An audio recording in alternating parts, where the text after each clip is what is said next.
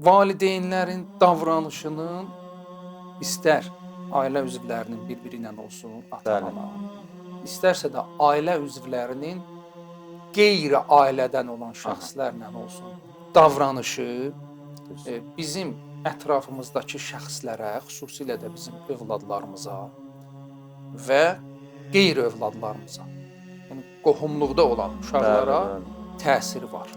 Bəzi təsirlər, bəzən biz qarşı tərəfi birbaşa olaraq müxatəb seçirik.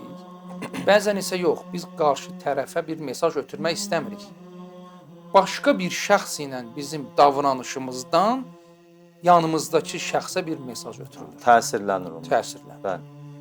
Və bizim xüsusi bir məqsədimiz və niyyətimiz yox idi. Üçüncü şəxsə nəsə ötürək.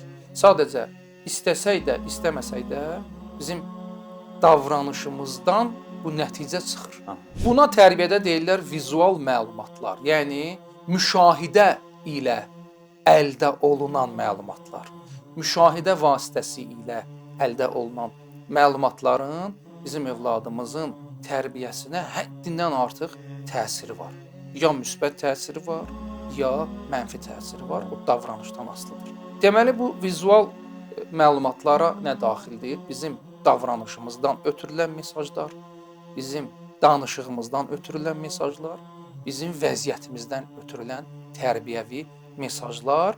Bu üçü bir yerdə hər hansı bir mesajı bizim övladımıza ötürür. Bir daha qeyd etmək istəyirəm ki, mümkündür mənim məqsədim ötürülən mesajdakı məsələ, mövzu, məlumat, o mənim məqsədim o deyil. Bəli. Misal üçün mən bir şəxs ilə danışdığım zaman səsimi yüksəldirəm.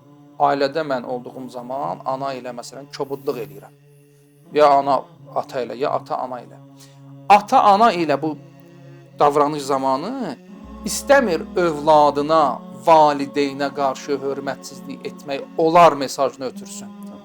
Əvvəldən də belə bir hədəfi və məqsədi yoxdur. Bəli. Amma istəsə də, istəməsə də mesaj övlada ötürülür ki, özündən böyüyün üstünə qışqırmaq olar. Ona hörmətsizlik etmək olar.